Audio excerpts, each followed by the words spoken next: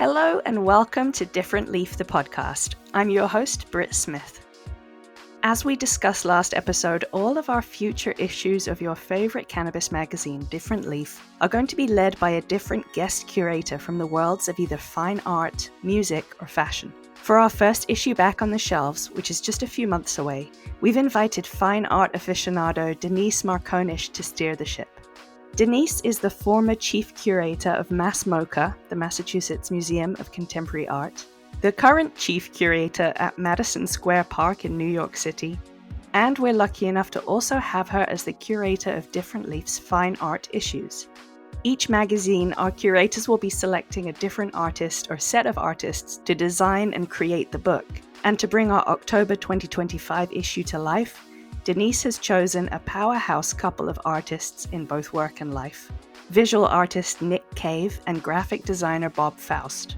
This episode, we're going to chat with Denise about why she chose Nick and Bob to create our inaugural issue back, what kind of stories we'll be seeing in the upcoming print edition, and how she's been working with our music and fashion curators to ensure each issue of Different Leaf magazine is its own work of art.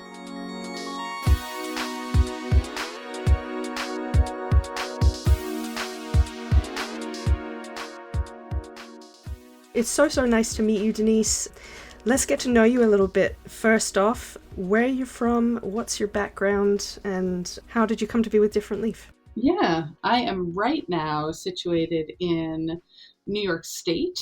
But previous to that, I was living in the Berkshires, which is how I got to know Different Leaf and got to know Michael Cusick, the publisher, and have always been a kind of cheerleader for the project and a suggester of interesting people and things.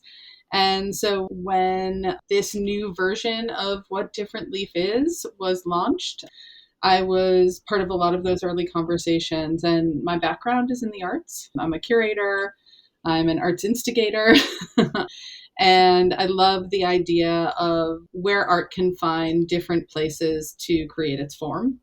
So, we've got museums and galleries, we have public art, but this is a whole other kind of form where art can exist. Yeah, definitely. So you studied art. What sort of art started catching your eye in the beginning? I would say growing up, I thought I would be an artist, and I loved making art, and it's photography mostly, but I knew I actually never had the drive to be an artist. I think there's certain things where you're like, I can't do anything else, and I have this kind of mania to do this, and I had the mania to be in the arts but not to make art. And so when I was 17 years old, I went on a field trip to the local art museum, and that's when I heard this word curator for the first time. And this was a long time ago, before curator was like ubiquitous in culture, and like you put together a playlist on Spotify and you're a curator. This was before those times. And when I heard what that job was, I thought, oh, I think that's what I should do. I liked the idea of helping make art happen. And I knew I was organized and I could help organize artists. So I just sort of never turned back. I went to college. I marched up to the art museum and asked to work there, and just sort of have been doing this ever since. And very early on realized that I wanted to work with living artists and contemporary art. And I often say I'm a type A adrenaline junkie. I like the order. I like to make sure things are happening, but I don't need to know what the end result is, which is where I fell into working with contemporary artists, particularly on commissioning works. Sort of starting from scratch, starting from nothing, and seeing where we get at the end. That's a kind of a beautiful process to watch unfold, isn't it? It really is. It's, there's a constant sense of surprise. There's a constant sense of like wonder and discovery. And you build a different kind of relationship with people because you have to trust each other. So what is it about an artist that you really love? What sort of artists, at the moment at least, are really interesting you? Yeah, I mean, right now, any artist who is being subversive is interesting me. Yeah. We have a government, if you could call it that, at this moment, that is complicated. And so I love I think the act of making art is a political act, Mm-hmm. whether that is overt or not. But I think artists are being really smart and interesting right now, and they're thinking in ways that are still laying bare what's going on, but without getting themselves in the hot seat. Like, this isn't a time like no other, where we actually have to say what we need to say, but we need to say it carefully. And so, I think there's a lot of artists doing that. Vincent Valdez, who less on the subtle side, but doing major paintings that address things like what it means to be in America in the 21st century. Mm. Jeffrey Gibson, who just represented the United States at the Venice Biennial, shouting proudly as a queer Indigenous person that, that community matters. And I think within all of that, these are works that are inherently beautiful and crafted with such care. And so that balance is always interesting to me. And artists that loop into Different Leaf that I always admire are Nick Cave and Bob Faust. They are folks that I've been working with since, I think we first met in 2013. And they are the best kind of instigators. We love an artistic instigator. It does take a lot of bravery, especially at the moment, I think. And that's some of the artists you named, that's definitely what I see in their work. So when you first connected with Nick and Bob, was this when you were at the Mass MOCA? Yes. Yeah. I was at Mass MOCA, and I reached out to them with this idea of doing an exhibition. And, Nick at the time was very well known for his sound suit sculptures. Mm-hmm. And these are these incredible, wearable, sometimes objects, which what's really interesting when you go back into the history of them, the very first sound suits were made in moments of fear and pain and anxiety. The first sound suit was made as a response to the beating of Rodney King in LA and the start of the LA riots. They were made as these protective shrouds. So I approached Nick and said, I want you to do a show in a gallery the size of a football field, but I don't want you to make a single sound suit. Oh, wow. Okay. So change it up completely. Change it up. Because, I think sometimes artists get trapped in their own success. Yeah. When an art world sees and loves a thing, they just want the artist to only do that forever. And what artist wants to only do one thing forever? And in seeing some of Nick's other works, I saw that itchiness for him to branch out. And, I'll never forget sitting across from him at his studio, and, he took a long pause after I said that. And then he just said, "Ooh, girl, thank you." And I was like, best response ever. And then we just went about making what was an extraordinary exhibition called Until.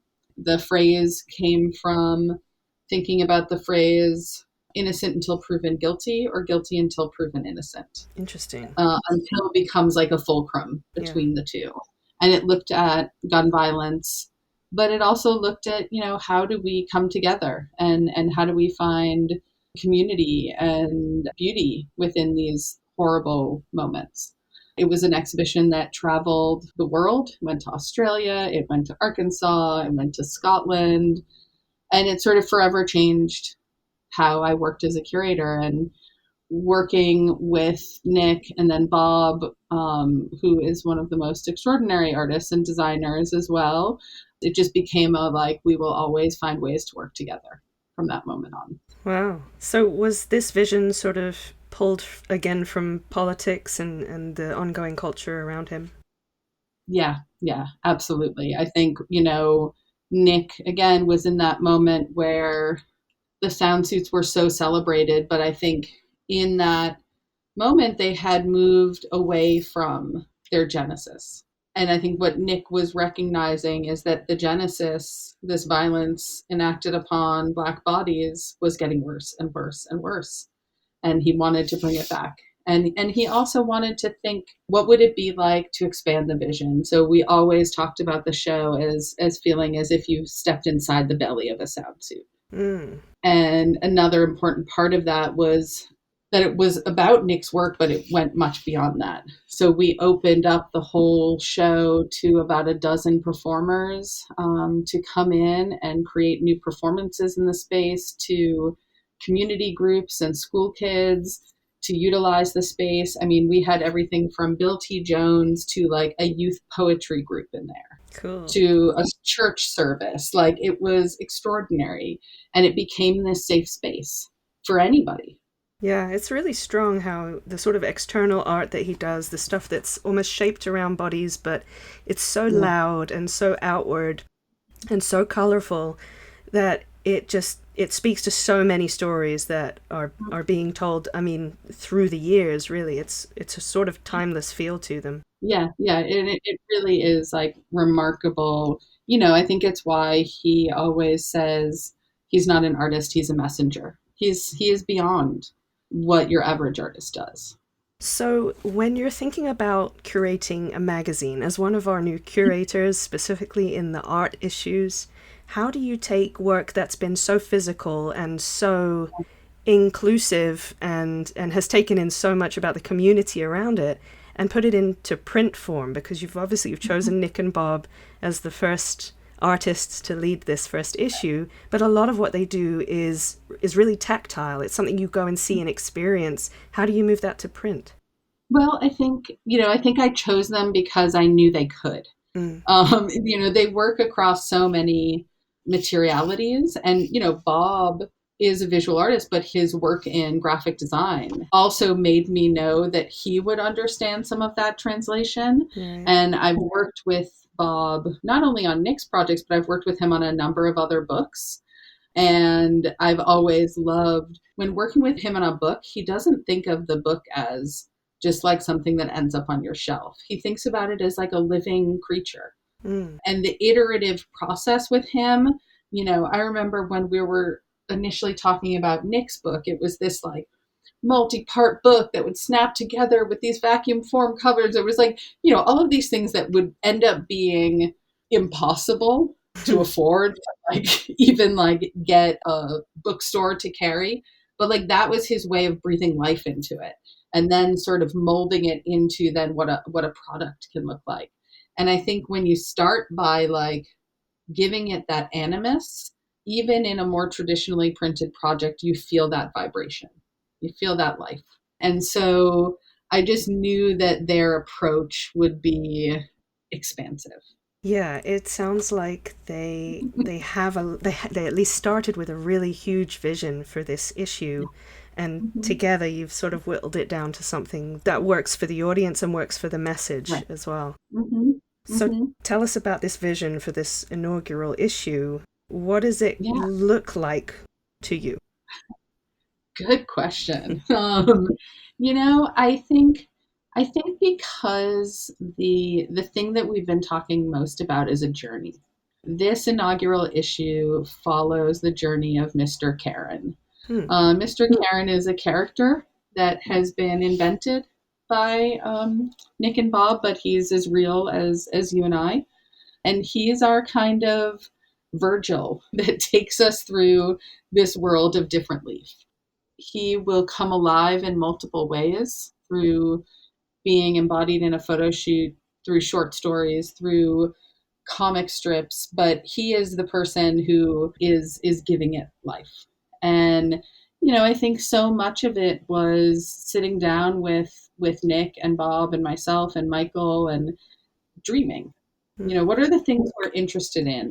When we think about our lives, and as people where culture is inherently merged in our lives, and whether that culture is cannabis or art or food or saunas, it's all interchangeable. And I think that was what was really important about this first issue, is feeling like people who will hold this book have gone on a journey and understood that all of these things are just part of our being. Forever storytellers, right? All four of you. Yeah. Yeah. 100%. I'm so interested in this concept of Mr. Karen.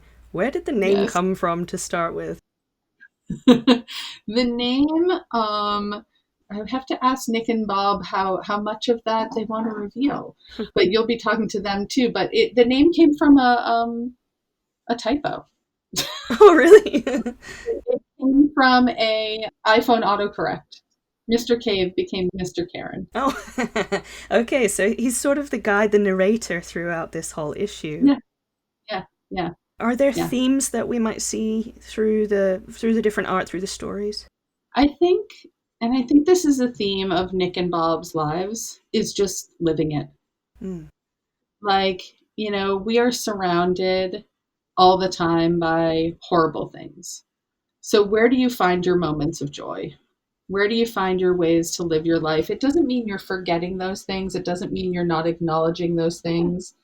But it means that you understand that there's still a life force within you. Mm-hmm. And I think that is the mission of everything that Nick and Bob do. And I think it's why we connect. And I think why they became the perfect people to kick off like what is such an exuberant project. That's right, because we've got more issues in the future coming up. I don't know if you can reveal this, but do you have already ideas brewing for future issues? Has this inspired anything, the process of the first issue? Oh, I think so. And I think, I've been in touch with, this is on the website, so we know that Ryan Schreiber, who is the founder of Pitchfork, is doing the second one, which is focused on music. But, Ryan and I have been having conversations, because it's such a unique proposal, this publication. Yeah. And, I had been talking with Michael about it from ground one. So like I sort of inherently understood it.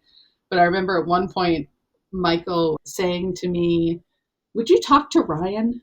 Because it's, I think, hard for people to understand. And so like I've been touching base with Ryan as well. And he's like, well, what were you thinking about when you thought about this? And so I think this is something else that's also unique about it, is it will never be one person's vision. Even though I can sort of tell Ryan how I approached it with Nick and Bob, he's going to approach it in an entirely different way with whatever, guest artist he chooses. And that means that this is going to be an ever evolving thing. And even though it will all have the stamp of different leaf, that each thing will be really unique to itself. Yeah, each one is going to have different folks at the helm. It's going to be sort of different visions of what they're bringing to the table in their art. It's very exciting. I'm really stoked to see the first issue, because we've done so much talking about it and thinking about it, but to actually have it in your hands and to be able to flip through the pages, I'm very excited to see it. Yeah, and it's going to be, it's going to be beautiful. Yeah. Like every book I've ever worked on with Bob, who will have a big, both Nick and Bob, but have a big guiding force in what the design looks like. He's one of those designers who thinks of every detail.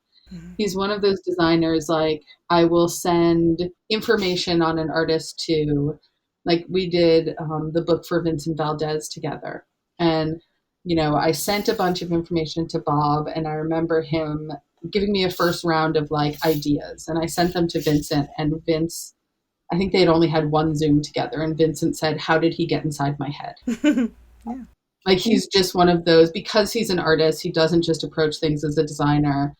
He just has a kind of intuition. So I know it's going to be an object that people are going to love. I'm going to like tell people they need to buy two, because like they're going to have like one that's hermetically sealed that they don't like play with, and one that, because I know with Bob there will be, he's had books before where you actually have to cut open some of the pages to access the content. So wow. I think it's going to feel like an art object as much as it feels like a magazine or a book or anything else. And of course, some of these issues are going to come with physical objects sold with them. Yes. And it's going to be more of an experience than a book itself. So a very cool new concept, and so excited to see, what you and Nick and Bob and Michael bring to the table for the first issue. Yeah, me too. Great. Awesome. Thank you for joining us. Yes, absolutely. So excited to chat about this.